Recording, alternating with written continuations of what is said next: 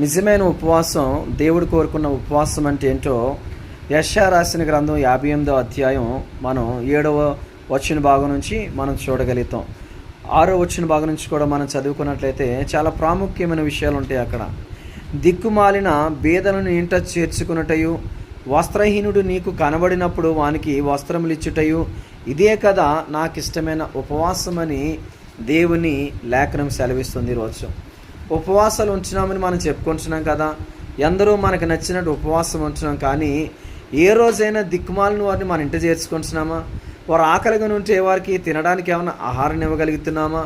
ఏదైనా వస్త్రహీనుడు మన కంట కనిపించినప్పుడు మన సహాయం చేయగలుగుతున్నామా అని ఒక్కసారి పరిశీలన చేసుకుంటే మనందరం కూడా ఎవరి పనుల్లో వారు బిజీగా ఉంటున్నాం. కానీ ఇలా సహాయం చేసేవారు ఎవరు కూడా లేరండి. ఈరోజు దుర్మార్గులు కట్టిన కట్లను విప్పుటయు, కాడిమాను రేకులు తీయుటయు మరి ఇక్కడ దేవుడు చెప్తున్నాడు.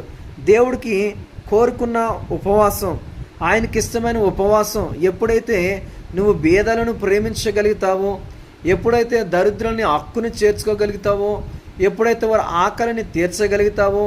చాలామంది మన కంటికి కనిపిస్తుంటారండి, వస్త్రహీనులు పాపం ఎండకి ఎండి, వర్షానికి తడిసి, చలికి తడిసి వారు కనబడుతుంటే మన కంటికి కనిపించిన దృశ్యాలను కూడా మనం పక్కకి త్రిప్పుకొని మనం వెళ్ళిపోతూ ఉంటాం. ఇది నిజమైన ఉపవాసమా?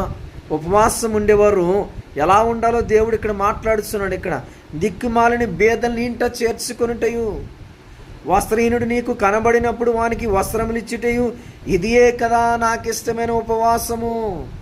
ఈరోజు 40 రోజులు ఉపవాసం ఉంటున్నా ప్రియ దేవుని పిల్లలారా, ఒక్కసారి గమనించండి దేవుడు మాట్లాడుతున్న మాట. యెషయా రాసిన గ్రంథం ఒకసారి చదవండి రాత్రికాల సమయంలో 58వ అధ్యాయం 4వ వచన భాగం నుంచి చదవండి. చాలా మంచి విషయాలు ఉంటాయి అక్కడ.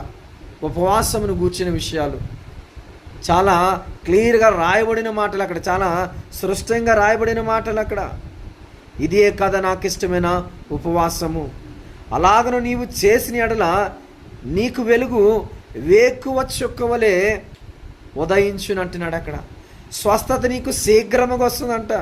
నువ్వు ఎన్నో ఏళ్ళ నుంచి వ్యాధితో బాధపడుతున్నావేమో, నువ్వు దేవుడు కోరుకున్న, దేవునికి ప్రీతికరమైన, దేవునికి ఇష్టమైన ఉపవాసముని చేస్తే నీకు ఆరోగ్యం వస్తుందంట, స్వస్థత.